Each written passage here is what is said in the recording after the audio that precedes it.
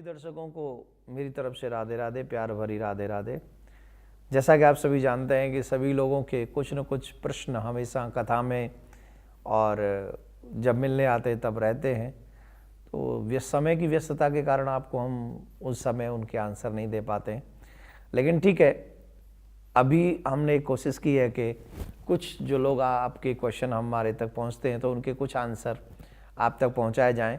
उन्हीं में से एक क्वेश्चन है, काफ़ी लोग हमसे क्वेश्चन करते हैं कि महाराज जी, तुलसी की पूजा प्रत्येक सनातन धर्म को मानने वाले, मतलब जो हिंदू समाज के लोग हैं, उनके घरों में तुलसी के वृक्ष की सेवा क्यों की जाती है।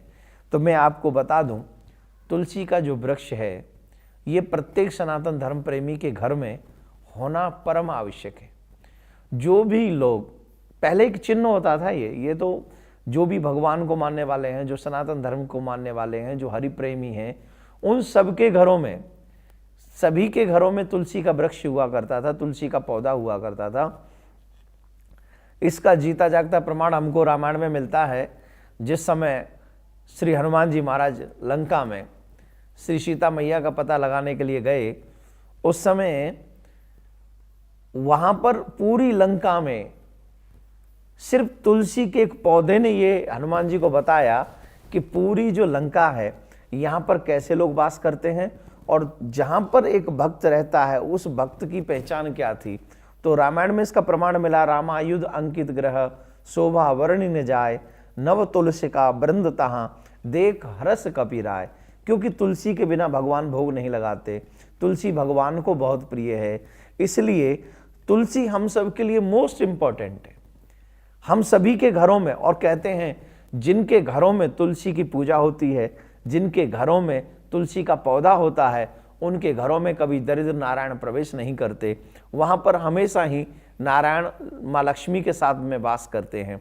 और विशेष तौर पर एक बात यहाँ पर मैं कहना चाहूँगा कि ये जो देवियाँ हैं, इन देवियों को जो सनातन धर्म प्रेमी हैं, जो अपने घर में यश वैभव धन धान्य पुत्र इत्यादि की वृद्धि चाहती हैं, उन सभी माता बहनों को एक बात हमेशा याद रखनी चाहिए कि सुबह जब वो अपने बिस्तर से उठें तो स्नान इत्यादि से निवृत्त होकर सबसे पहला कार्य उनको करना चाहिए कि वो खड़ी हों और माँ तुलसी के पास जाएं और माँ तुलसी के पास जाकर उनको जल से स्नान कराएं।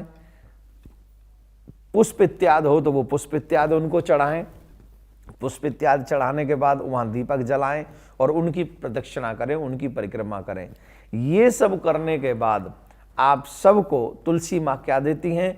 बोले तुलसी माँ उसके बाद आप सभी को पुत्र प्राप्ति में सहयोग होता है, उनका आशीर्वाद होता है, धन धान्य की वृद्धि में उनका सहयोग होता है, यश वैभव आपका दिन रात बढ़ता रहे, संतान इत्यादि आपकी आगे बढ़ती रहे, ये हमेशा उनका आशीर्वाद आप तक पहुंचता है। और तुलसी, जैसे मैंने बताया शुरू में कि तुलसी का पत्ता जब तक भगवान के प्रसाद में भगवान को भोग लगाने के लिए न लगे तब तक भगवान भोग नहीं लगाते। तो आप इसी से अंदाज लगा लीजिए कि तुलसी का वृक्ष, तुलसी का पौधा हम सब के लिए कितना महत्वपूर्ण है। एक और बात, आजकल इस मॉडर्न टाइम में हम लोगों ने अपने घरों में तुलसी के पौधे को स्थान नहीं दिया है। हम लोग अपने घरों से तुलसी के इस पौधे को घर से बाहर करते चले जा रहे हैं। मैं आपको यकीन के साथ कहता हूं, जो भी लोग तुलसी के पौधे की सेवा करते हैं, तुलसी का पौधा जिनके घरों में है, वो हमेशा आनंद में रहते हैं, मंगल में रहते हैं।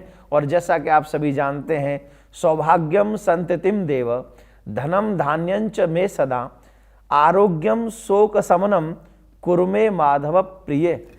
अर्थात तुलसी जी का ये जो पूजन है या तुलसी के प्रति जो श्रद्धा है, ये आपको सौभाग्य में बढ़ावा देती है, संतति में आपको संतति आगे हमारी चलती रहती है, संपत्ति में वृद्धि होती है और सब कुछ हमें प्राप्त होता है। तो आज मैं आप सबसे यही कहूँगा कि तुलसी का पौधा सभी सनातन धर्म प्रेमियों के घरों में होना चाहिए। और जो लोग तुलसी की सेवा करते हैं, नारायण की सेवा करते हैं, उनके घरों में कभी भी दरिद्रता नहीं आती, वो हमेशा लाभदायक होती है। राधे राधे।